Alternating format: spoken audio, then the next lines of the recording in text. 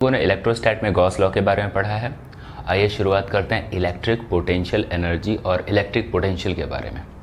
ठीक है, एनसीईआरटी में ये चैप्टर 2 है और आइए शुरुआत करते हैं। Electric potential energy.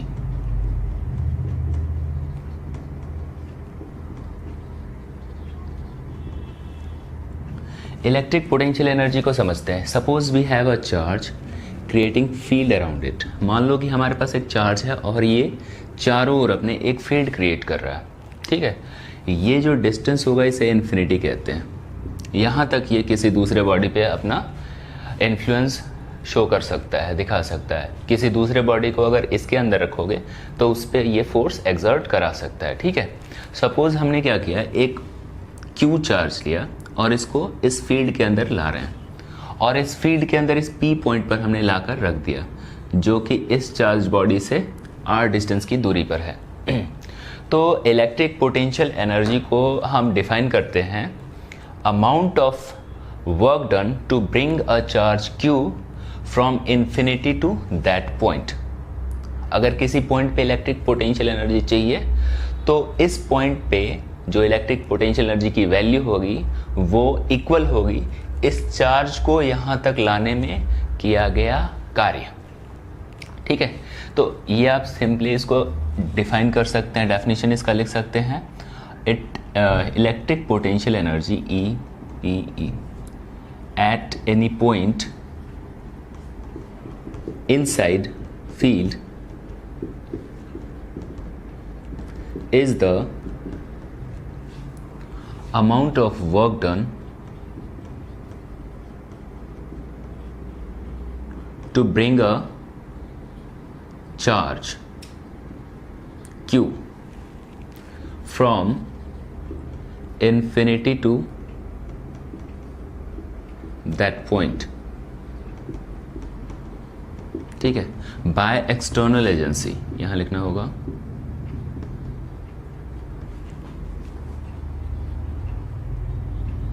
हमने जो इन्फिनिटी से उठाकर इस चार्ज बॉडी को यहाँ पर लाकर रख दिया, तो इन्फिनिटी से यहाँ तक लाने में जो अमाउंट ऑफ वर्क डन हमने किया वही वर्क डन इस पॉइंट का इलेक्ट्रिक पोटेंशियल एनर्जी कहलाता है। सिंपल। आइए इसके एक्सप्रेशन को समझते हैं। एक्सप्रेशन सपोज करते हैं कि बीच के रास्ते में जब हम इस चार्ज बॉडी को इस पी पॉइंट तक ला रहे हैं तो मान लो कि हमने क्या किया है, एक छोटा सा डिस्प्लेसमेंट dx कंसीडर कर लिया। इस पूरे जर्नी के बीच में एक dx डिस्प्लेसमेंट हमने कंसीडर कर लिया और यहाँ पर कितना वर्क डन हो रहा है वो ऑब्जर्व करते हैं। ठीक है ना, तो consider dw between its path. Suppose कर लो कि वो इस चार्ज बॉडी से कैपिटल Q से x डिस्टेंस अवे है और यहाँ पर हम ऑब्जर्वेशन कर रहे हैं। तो ऑब्जर्वेशन dw की वैल्यू होती है फोर्स इनटू डिस्प्लेसमेंट। ओके, देखिए फोर्स की वैल्यू को हम देखते हैं। ये पॉजिटिव चार्ज है, ये भी पॉजिटिव चार्ज, यहाँ पर ये चार्ज रखा हुआ है, इसको ये रिपेल कर रहा है। फोर्स का डायरेक्शन इस तरफ है और हम क्या कर रहे हैं, इसे इधर की ओर रिपेल डिस्प्लेस कर रहे हैं। ठीक है, ओके।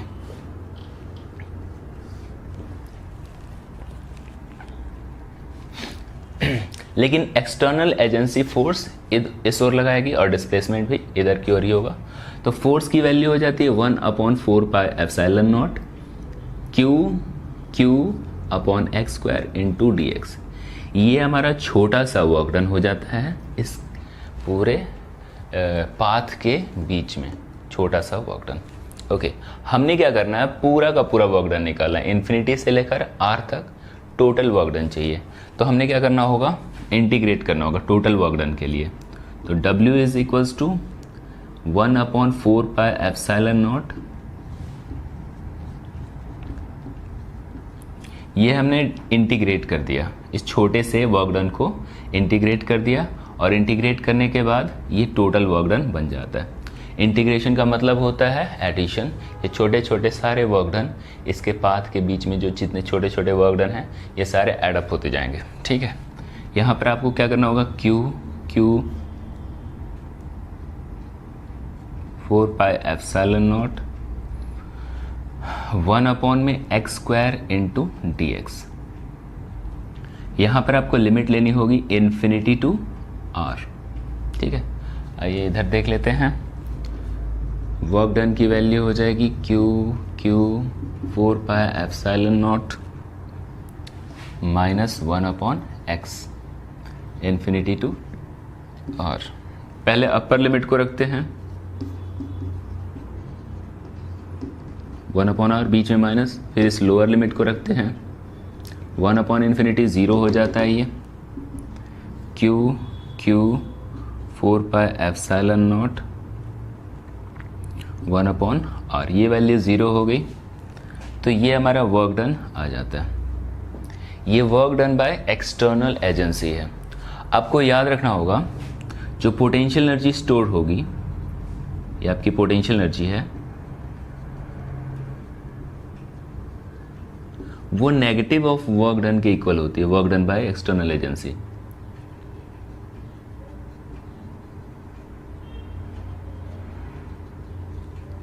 इस अमाउंट के नेगेटिव वैल्यू के इक्वल होगी। तो अब इसे नेगेटिव करते हैं तो ये हो जाता है Q 4 pi epsilon naught into R. ये आपकी पोटेंशियल एनर्जी हो जाती है इस पी पॉइंट पे। ठीक है, ये सिंपल है, so simple. It is the amount of work done to bring a charge Q from infinity to that point where we have to find electric potential energy.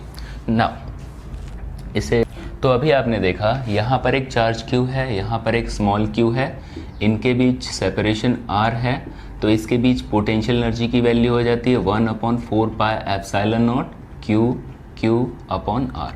ये आपकी पोटेंशियल एनर्जी कहलाती है pair of system की वजह से। यहाँ पर 2 particle हैं, यहाँ पर आपके पास 2 पार्टिकल्स हैं। If we have 3 particles, 3 particles हैं, सपोज करते हैं ये हमारा Q1 है, ये Q2 है, ये Q3 है, यहाँ पर ये R1 है, ये R2 है, ये R3 है।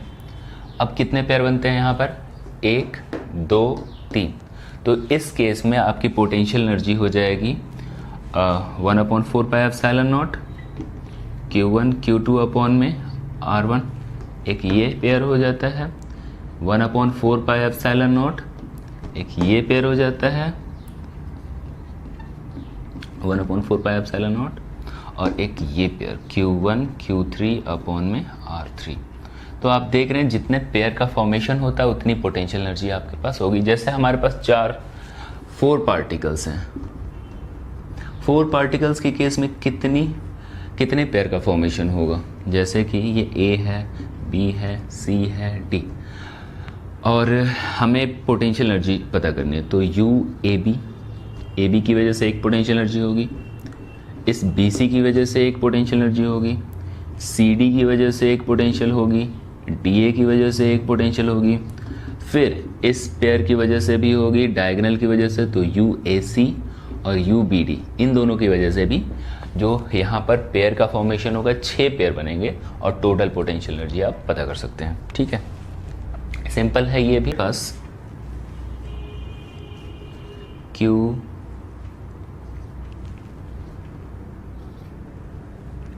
हमारे पास एक स्क्वायर है और इसके चारों कोने पर चार्ज बॉडी रखी हुई है, A B C D, ये 4 बॉडीज रखी हुई हैं। हमने पता करना है इसकी टोटल पोटेंशियल एनर्जी क्या होगी। फाइंड द, क्वेश्चन है ये, find the total potential energy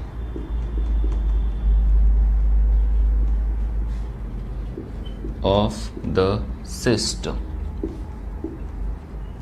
देखिए समझते हैं, पहले हम क्या करते हैं, कितने पेयर हैं यहाँ पर वो देख लेते हैं। हमारे पास 6 पेयर हैं, AB BC CD DA AC and BD, इन सब की वजह से पोटेंशियल निकालेंगे। U total, UAB BC CD DA UAC UBD। देखिए हम बात करते हैं AB की वजह से पोटेंशियल। AB, इनके बीच सेपरेशन आपको लेट करना होगा। मान लेते हैं क्वेश्चन में ये गिवन है A, ओके। तो AB की वजह से जो पोटेंशियल की वैल्यू होगी 1/4 पाई epsilon not Q minus Q upon में A, ओके। फिर BC की वजह से भी क्या होगी 1/4 पाई epsilon naught minus Q plus Q upon A, ये भी डिस्टेंस A है। तो ऐसे करके आप देख रहे हो AB का, BC का, CD का, DA का, इन चारों का सेम पोटेंशियल एनर्जी है, इसलिए हमने इसको 4 से मल्टीप्लाई कर दिया। इन चारों की पोटेंशियल एनर्जी एक जैसी है तो हमने 4 से मल्टीप्लाई कर दिया। अब बात करते हैं AC की। AC के केस में ये डिस्टेंस आपका √2a हो जाएगा पाइथागोरस के अकॉर्डिंग। तो पोटेंशियल एनर्जी हो जाती है 1/4 पाई एप्सिलॉन नॉट Q अपॉन में √2a, ओके। और ये जो हमारे पास BD है इसके लिए भी आप देखोगे सेम पोटेंशियल एनर्जी होगी, तो हम इसको 2 से मल्टीप्लाई कर देते हैं, कांस्टेंट क्वांटिटी। और हाँ, यहाँ पर साइन ऑफ चार्ज लेना ज़रूरी है। फोर्स के केस में आप साइन ऑफ चार्ज नहीं लेते थे, लेकिन पोटेंशियल एनर्जी के केस में, एनर्जी के केस में आपको साइन लेना ज़रूरी है। देखिए कांस्टेंट क्वांटिटी को बाहर लेते हैं, 4 पाई एप्सिलॉन नॉट, कॉमन ले लेते हैं Q स्क्वायर और A। यहाँ पे आपका बच गया माइनस का 4 और यहाँ पे आपका हो गया 2/√2, और इसे कैलकुलेट कर लेंगे, सिंपल है। तो ये हमारी पोटेंशियल एनर्जी आ जाती है और इसकी SI यूनिट जूल होती है, U टोटल, ठीक है। सिंपल है ये, आइए समझते हैं आगे।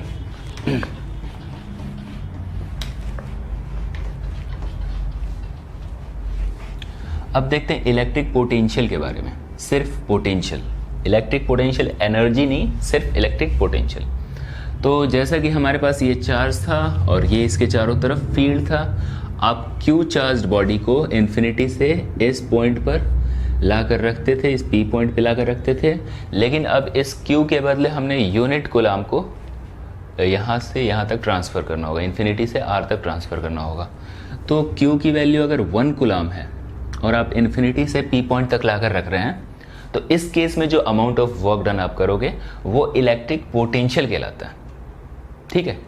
तो कहने का मतलब ये है कि फॉर 1 कूलाम अगर वर्क डन निकाला जाए इन्फिनिटी से R डिस्टेंस तक लाने में, वो आपका इलेक्ट्रिक पोटेंशियल कहलाता है। सिंपल है ये। तो it is the electric potential energy for unit coulomb. Test charge body के लिए जो पोटेंशियल एनर्जी निकाली जा रही है वो कहलाती है इलेक्ट्रिक पोटेंशियल। तो सिंपल है, इलेक्ट्रिक पोटेंशियल जिसको आप V से रिप्रेजेंट करते हैं वो होती है electric potential energy per unit charge. Electric potential energy को U से डिनोट करते थे, U/Q। V की वैल्यू यहाँ से आ जाती है U/Q, ओके। हमारा नेक्स्ट टॉपिक है electric potential due to dipole. Electric potential due to dipole.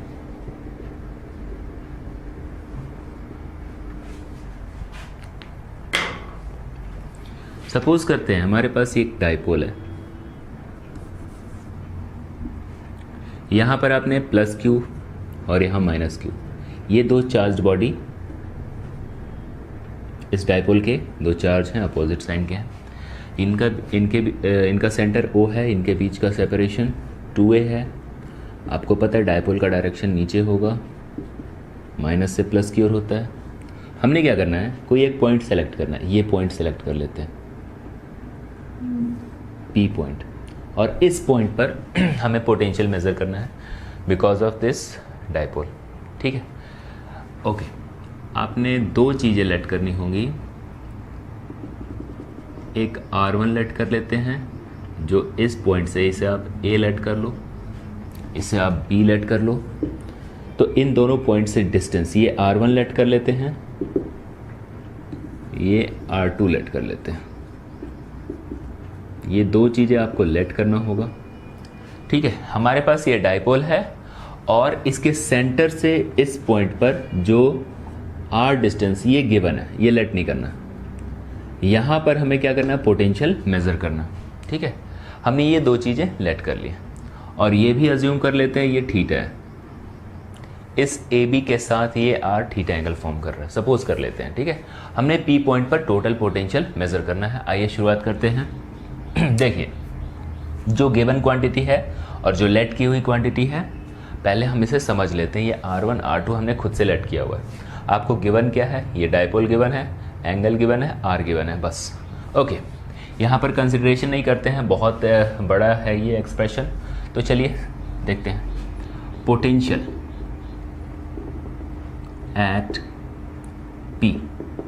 P पर जो पोटेंशियल की वैल्यू होगी वो V1 प्लस V2 होगी।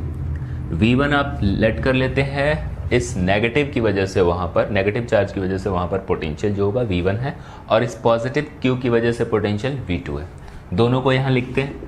1/4 पाई epsilon naught minus Q upon R1, 1/4 pi epsilon not plus Q upon R2। यहाँ पर common लेते हैं, Q upon 4 pi epsilon not 1/R2 minus 1/R1। इसे आप फर्स्ट लेट कर लेते हैं इक्वेशन। ठीक है, कुछ चीज़ें समझनी होंगी आपको, ज्योमेट्री के थ्रू एक फॉर्मूला है, उसे समझते हैं। ABC, मान लो एक हमारे पास ट्रायंगल है, यहाँ थीटा है। ठीक है, फॉर्मूला है इसका एक, थीटा के सामने जो साइड होगा AB, इसका स्क्वायर होता है AC square BC square plus 2AB BC cos theta. ये आपको फॉर्मूला याद रखना होगा। थीटा के सामने जो साइड है उसका स्क्वायर होता है, इस थीटा को फॉर्म करने वाले दोनों साइड के स्क्वायर के सम प्लस इन दोनों का product into 2 into cos theta. ये फॉर्मूला होता है ज्योमेट्री का, इसे आप अप्लाई करने वाले हैं यहाँ पे। ठीक है, देखिए अब हम कोई एक ट्रायंगल ले लेते हैं, जैसे APO, इन ट्रायंगल APO, और यहाँ पर आप देख रहे हैं थीटा के सामने ये R1 है, यानी AP है। AP का स्क्वायर इक्वल होगा उस थीटा को बनाने वाले दोनों साइड, जैसे कि यहाँ पर AO का स्क्वायर प्लस OP का square plus 2AO OP cos theta. ठीक है, देखिए इस थीटा को बनाने वाले ये दोनों साइड्स हो गए, एक R हो गया, एक ये स्मॉल a हो गया। ये पूरा डिस्टेंस 2a है और ये स्मॉल a है। आप यहाँ वैल्यू रख देते हैं, a square R square 2AR cos theta. यहाँ पर आप R स्क्वायर कॉमन लेते हैं, ये बच जाता है a square upon R square, ये 1 2a cos theta upon R। यहाँ पर आप कॉमन लोगे तो इस तरीके से हमें मिलेगा। ठीक है, अब देख लेते हैं ये AP की वैल्यू कितनी है, ये R1 है, R1 का स्क्वायर। इसे आप नेगलेक्ट कर सकते हैं, a square upon R square, ये बहुत छोटा होगा एज़ कम्पेयर टू 1, इसे आप इग्नोर कर देंगे क्योंकि a की वैल्यू जो इसका साइड, इनके बीच का सेपरेशन होता है एज़ कम्पेयर टू R, हमेशा छोटा ही लेकर चलते हैं, इग्नोर कर देते हैं। R square 1 plus 2a cos theta upon R, ये बच जाता है R1 का स्क्वायर। ठीक है, यहाँ पर कुछ और हम देखते हैं, इसको रेसिप्रोकल कर लेते हैं। 1 अपॉन में R1 का स्क्वायर, 1 अपॉन में R का square, 1 plus 2a cos theta upon R का, यहाँ -1 आ जाएगा। हमने इस पूरे को रेसिप्रोकल कर लिया। ठीक है, फिर इस स्क्वायर को उधर भेजते हैं। यहाँ पर देखिए 1 अपॉन में R1 is equals to 1 upon R। देखिए यहाँ पर स्क्वायर को जब उधर भेजेंगे तो इसका स्क्वायर हट जाएगा, लेकिन यहाँ पर हाफ आ जाता है, रूट आ जाएगा ना। 1 plus 2a cos theta upon R के पावर में -हाफ। ठीक है, ये बात आपको समझनी होगी। अब देखो बायनोमियल के थ्रू एक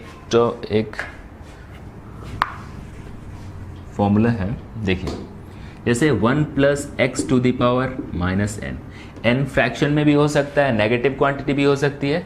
इसे जब एक्सपेंड करते हैं तो ये आपको लिखना पड़ता है -n × x, और भी बहुत सारे टर्म्स होते हैं, लेकिन हमारे पास यहाँ पर 1 - nx लिखना होता है। ठीक है, ये एक्सपेंशन है बाइनोमियल का for negative and fractional integers, fractional value of n। ठीक है, ये -हाफ है, ये क्या होगा, यहाँ पर मल्टीप्लाई हो जाएगा। तो फाइनली 1/r 1 माइनस, जब इसे आप यहाँ मल्टीप्लाई करेंगे तो ये a cos theta upon r के इक्वल आ जाता है 1/r1 की वैल्यू। ये हमने सेकेंड इक्वेशन कंसीडर करना होगा। ठीक है, तो आप देख रहे हैं 1/r1 की वैल्यू हमने मेज़र कर ली, जो यहाँ पर हम रखने वाले हैं। ठीक है, अगेन देखते हैं, इसे रब कर लेते हैं थोड़ा बहुत, जैसे कि हम अब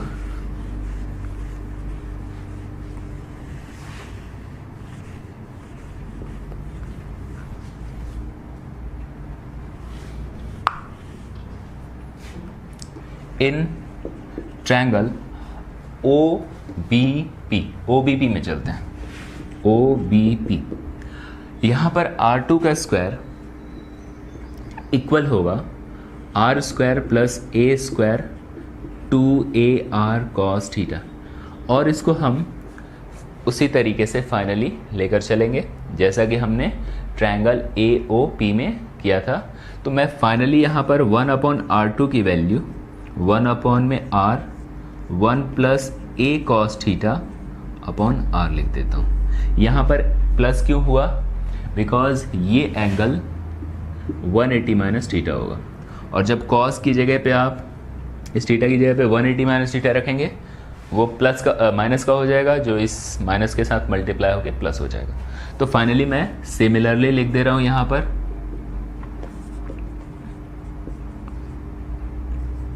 कैलकुलेट नहीं कर रहे हैं। ठीक है, 1/r1 और 1/r2 की वैल्यू हमारी आ गई। ठीक है, हम क्या करते हैं, इसे यहाँ पुट कर देते हैं। अब पुट करते हैं, देखिए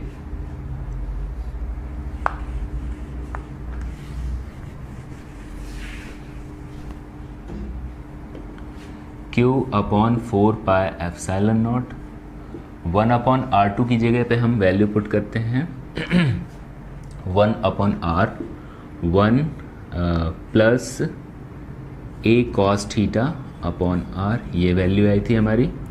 ओके, माइनस, और ये हो जाती है, ये थी हमारी 1/r 1 - A cos theta upon r। ये दो वैल्यूज़ हमने मेज़र करी थी। आइए इसको पुट कर देते हैं। ठीक है, जब कैलकुलेट करेंगे तो 1/r से 1/r कैंसिल हो जाएंगे, और finally Q × 2A cos theta upon r², और यहाँ पर 4πε0 की वैल्यू आ जाएगी। आप 2A और Q को मल्टीप्लाई करके P लिख सकते हैं, P cos theta upon 4πε0 r का स्क्वायर। ये पोटेंशियल आ गया, नेट पोटेंशियल आ गया P पर। ठीक है, ओके, तो P पर पोटेंशियल की वैल्यू इतनी होती है। पोटेंशियल एक स्केलर क्वांटिटी होता है, इसका ऐसा यूनिट वोल्ट होता है। ठीक है, अब देखते हैं at equatorial point, equatorial line के किसी पॉइंट पे अगर हम पोटेंशियल मेज़र करें तो उस समय एंगल की वैल्यू क्या हो जाएगी इक्वेटोरियल पे, ये होता है इक्वेटोरियल, और ये होता है आपका एक्सियल। तो इक्वेटोरियल पे अगर हमें पोटेंशियल चाहिए तो हम पोटेंशियल के लिए क्या लिखेंगे, हम यहाँ पर एंगल की जगह पे 90 रख देंगे। तो cos 90 की वैल्यू 0 होती, तो पूरी वैल्यू 0 हो जाएगी, बिकॉज इक्वेटोरियल पे ये थीटा की वैल्यू क्या हो सकती है, क्या होती है, 90 होती है। एट एक्सियल की बात करते हैं तो थीटा की वैल्यू क्या होती है इस केस में, या तो 0 हो सकती है या 180 हो सकती है। तो आप यहाँ पर cos 0 भी लिख सकते हैं, cos 180 भी लिख सकते हैं। तो पोटेंशियल की जो वैल्यू हो जाती है ±4πε0 आर स्क्वायर। कॉस 0 की वैल्यू 1 होती है, कॉस 180 की वैल्यू -1 होती है। आप वैल्यू पुट करेंगे तो फाइनली पोटेंशियल आ जाएगा। ठीक है, तो ये रहा आपका potential due to dipole. Simple है ये भी। ठीक है, आगे चल लेते हैं, देख लेते हैं।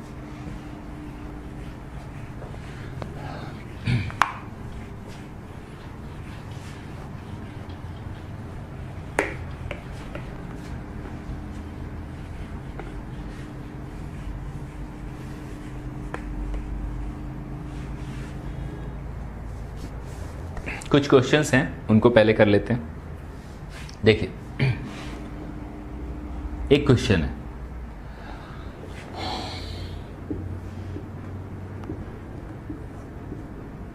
यहां पर हमने 8 मिलीकूलम एक चार्ज वैल्यू को रख दिया, एक चार्ज क्वांटिटी को रख दिया 8 मिलीकूलम। ये पॉइंट है z एक्सिस पे 004 सेंटीमीटर, ये सेंटीमीटर में। आपने यहाँ पर एक पॉइंट चार्ज नहीं, एक -2 माइक्रोकूलम को रखा हुआ है और यहाँ से उठाकर आप यहाँ पर ले जाते हैं, Q पर ले जाते हैं, और Q का कोऑर्डिनेट दिया हुआ है, ये y एक्सिस है 030, ये भी सेंटीमीटर में ही है।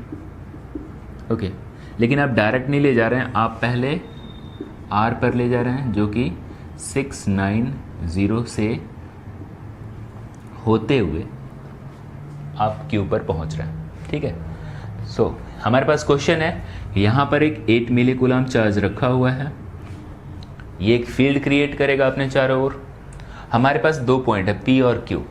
Now we are transferring this charge body from P to Q via R से होते हुए हमें Q पर जाना है। ठीक है ना, डायरेक्ट नहीं पहुंच रहा है। ठीक है, हमसे पता करना है, हमें ये पूछा गया है, find the work done to transfer the -2 microcoulomb from P to Q। ठीक है, देखिए सिंपल है ये। यहां पर कॉन्सेप्ट क्या लगेगा, कॉन्सेप्ट देख लेते हैं। वर्क डन चाहिए, वर्क डन के लिए, या फिर पोटेंशियल एनर्जी भी कहते हैं इसे, पोटेंशियल एनर्जी वर्क डन के इक्वल होता है। पोटेंशियल एनर्जी चाहिए तो पोटेंशियल इनटू चार्ज ये लिखते हैं। अगर हम P पर और Q पर पोटेंशियल निकाल लेते हैं और उसका डिफरेंस निकाल लेते हैं और फिर उसे चार्ज से मल्टीप्लाई कर देंगे तो वो आपका वर्क डन के इक्वल आ जाता है। ठीक है, आइए शुरुआत करते हैं। पोटेंशियल एट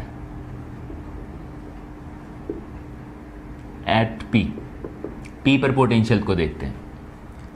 इस ओरिजिन पे रखे हुए चार्ज की वजह से P पर कितना पोटेंशियल क्रिएट हो रहा है, तो इसे P लिखते हैं 1/4 पाई एप्सिलॉन नॉट, और यहाँ पर 8 × 10⁻³ और डिस्टेंस दिया हुआ 4 × 10⁻²। इतने वोल्ट का पोटेंशियल क्रिएट होता है इस पॉइंट पे। ओके, अब बात करते हैं पोटेंशियल एट Q पर कितना पोटेंशियल होता है।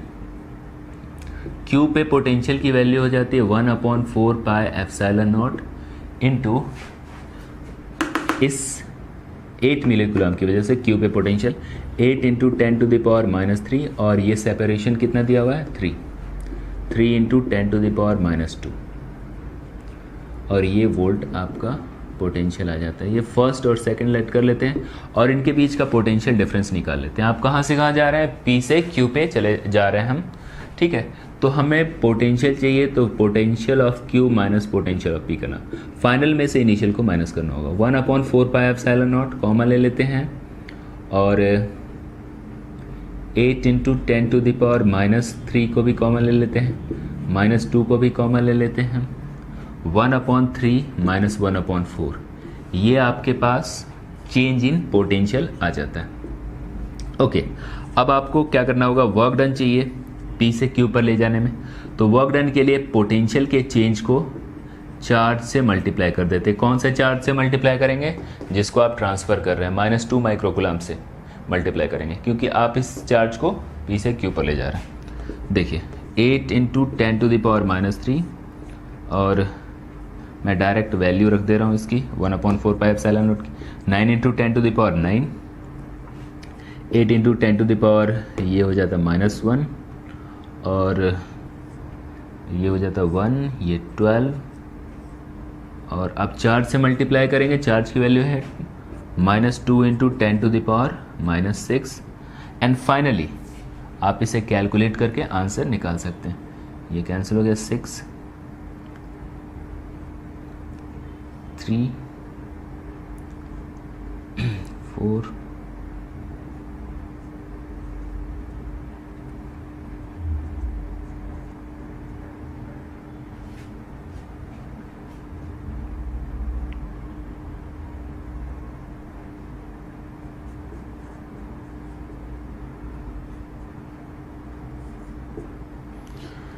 समथिंग इतने के बराबर हमारे पास वैल्यू आ जाएगी। ठीक है, ओके हमने गलती कर दी, ये 9 भी है, 9 में से 7 जाएगा 2, इतने के बराबर हमारी वैल्यू आ जाएगी। ठीक है, तो ये सिंपल एक फॉर्मूला होता है जिसका कॉन्सेप्ट यही है, चेंज इन पोटेंशियल को आपको चार्ज से मल्टीप्लाई करना होता है। ऐसे बहुत सारे क्वेश्चंस हैं, देख लेते हैं और भी क्वेश्चंस।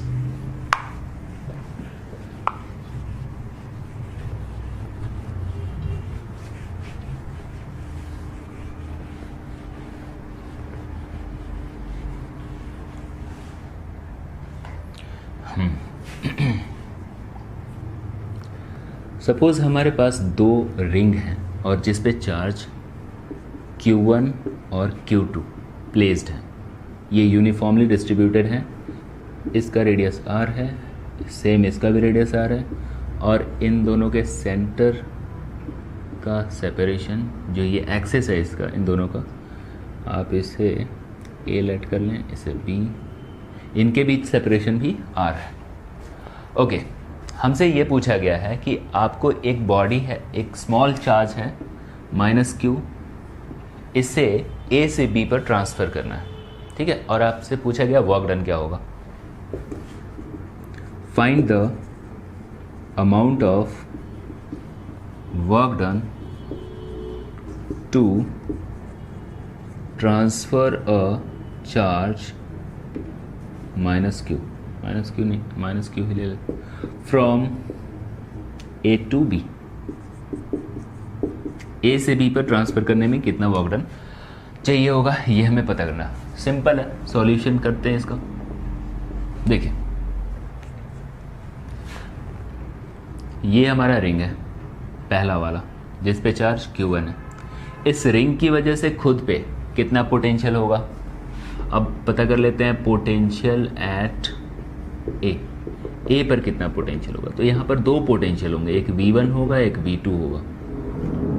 एक खुद के रिंग की वजह से इसके सेंटर पे पोटेंशियल होगा जो इक्वल हो जाएगा 1/4πε0 Q1/R।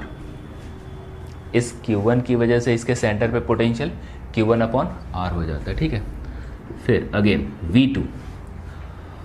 अब दूसरे वाले रिंग, ये पहला रिंग हो गया, ये दूसरा रिंग हो गया। अब दूसरे रिंग की वजह से इस A पर कितना पोटेंशियल होगा, तो दूसरे रिंग से यहाँ से इसका डिस्टेंस कितना होगा, √2r, बिकॉज ये भी r, ये भी r और ये √2r। ठीक है, ओके, तो हम लिखेंगे 1/4πε0 Q2/√2r। ठीक है, अब सेकंड वाले रिंग से A का डिस्टेंस आप r नहीं लिखेंगे क्योंकि हमें उसका डिस्टेंस इसके सर्कमफेरेंस से चाहिए, क्योंकि चार्ज सर्कमफेरेंस पे, सेंटर पे नहीं है, तो हमें सर्कमफेरेंस से इसका डिस्टेंस चाहिए होगा। ठीक है, इन दोनों को सिंपली ऐड कर देते हैं। ये कोई वेक्टर नहीं है, पोटेंशियल कोई वेक्टर नहीं है, इसे आप सिंपल अलजेब्रा वाले मेथड से ऐड कर सकते हैं। ठीक है, अब कांस्टेंट क्वांटिटी को कॉमन ले लेते हैं 1/4πε0 और r को कॉमन ले लेते हैं Q1 + Q2। ये हमारे पास पोटेंशियल की वैल्यू आ जाती है A पर। अब बात करते हैं पोटेंशियल एट B पर देखते हैं पोटेंशियल कितना है। B पर खुद के ही रिंग की वजह से जो पोटेंशियल होगा उससे V1 लेट कर V3 लेट कर लेते हैं, और अब फर्स्ट वाले की वजह से B पर जो पोटेंशियल होगा उसे आप V4 ले लेते हैं। ओके, ये हो गया 1/4πε0 इस Q2 की वजह से B पर पोटेंशियल, और ये होता है Q2/R। अब इस फर्स्ट वाले रिंग की वजह से B पर पोटेंशियल 1/4πε0 Q1/√2R। इसके सर्कमफेरेंस से इसकी दूरी भी √2R होगी पाइथागोरस के अकॉर्डिंग, हमने रख दी। और यहाँ पर 1/4πε0 R कॉमन ले लेते हैं। ये थोड़ी सी गलती हो गई, यहाँ पे √2 है यहाँ पे।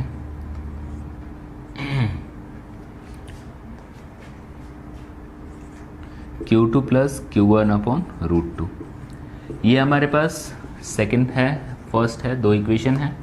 हमने क्या किया, दोनों पे पोटेंशियल मेजर कर लिया, ए पर भी पोटेंशियल मेजर कर लिया, बी पर भी पोटेंशियल मेजर कर लिया, नेट पोटेंशियल हमने दोनों पे मेजर कर लिया। नाउ अब ट्रांसफर ए से बी की ओर कर रहे हैं, तो चेंज इन पोटेंशियल मतलब पोटेंशियल ऑफ बी में से पोटेंशियल ऑफ ए को माइनस करेंगे।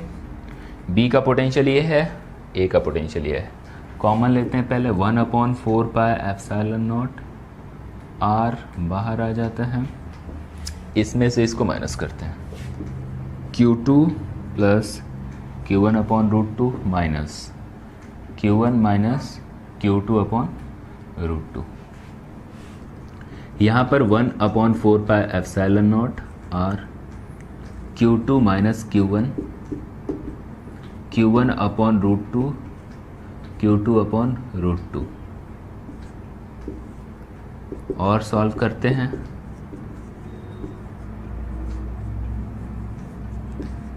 Q2 माइनस Q1 को कॉमन ले लेते हैं, ये 1 हो गया, यहाँ पर माइनस का √2 हो जाता है। ठीक है, ये चेंज इन पोटेंशियल आ गया। अब हमें क्या चाहिए, वर्क डन चाहिए। तो वर्क डन के लिए आपको क्या पता है, पोटेंशियल को चार्ज से मल्टीप्लाई कर देना होता है। तो जो भी पोटेंशियल आपका आया है 1/4πε0 Q1 माइनस Q2, और यहाँ पे √2 माइनस 1/√2, ये चेंज इन पोटेंशियल को इस नेगेटिव चार्ज से मल्टीप्लाई करके, और यहाँ पे R भी है, हम कैलकुलेट कर सकते हैं वर्क डन को। सिंपल, ये भी कॉन्सेप्ट उसी पर है। चेंज इन पोटेंशियल को आपको क्या करना है, चार्ज से मल्टीप्लाई करना है। ठीक है, ओके, आगे चलते हैं, शुरुआत करते हैं, देखते हैं।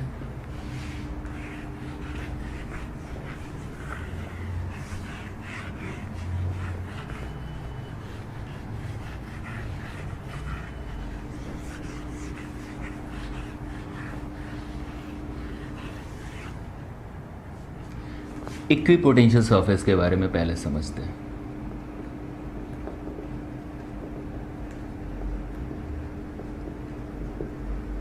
What is equipotential surface? ठीक है, नाम से क्लियर है ये। इक्वी का मतलब इक्वल, पोटेंशियल। ये हमारे पास चार्ज बॉडी है, यहाँ से R डिस्टेंस चाहे आप कहीं पे भी चले जाएं, एक स्फीयर बना लेते हैं इसके चारों तरफ। स्फीयर के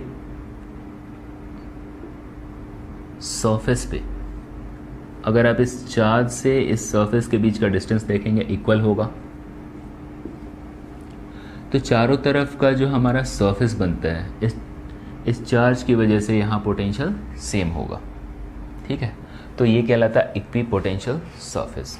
कहने का मतलब ये है, हमारे पास ये चार्ज है, इस चार्ज के चारों तरफ ये इक्विपोटेंशियल सरफेस बन गया, क्योंकि इसके सेंटर से इसके सरफेस का डिस्टेंस सेम है। आगे भी बन सकता है, ये दूसरा इक्विपोटेंशियल सरफेस है। ओके, यहाँ इस सरफेस पे एक जैसा पोटेंशियल होगा, दूसरे वाले सरफेस पे एक जैसा पोटेंशियल होगा, तो इसे हम कहते हैं इक्विपोटेंशियल सरफेस। यहाँ अगर प्लस चार्ज बॉडी है तो देखिए ये आपका इक्विपोटेंशियल सरफेस है चारों तरफ, यहाँ पर आपका 60 वोल्ट है, यहाँ पर 40 वोल्ट है। जैसे जैसे अवे फ्रॉम द सेंटर जाएंगे तो पोटेंशियल की वैल्यू घटती जाएगी। हम जानते हैं 1/4πε0 Q/R होता है पोटेंशियल। तो जैसे जैसे आप दूर जाएंगे पोटेंशियल की वैल्यू घटती जाती है, ठीक है। तो यहाँ 60 है, यहाँ 40 है, ऐसे दूर जाएंगे तो पोटेंशियल की वैल्यू घटती जाएगी। ओके, नेगेटिव है अगर, तो नेगेटिव के लिए इक्विपोटेंशियल सरफेस ये है, ठीक है। यहाँ पर आप ले सकते हैं माइनस का 60 वोल्ट, यहाँ माइनस 40 वोल्ट। तो आप जैसे जैसे दूर जाएंगे तो पोटेंशियल की वैल्यू बढ़ेगी यहाँ पर, क्योंकि ये नेगेटिव चार्ज है।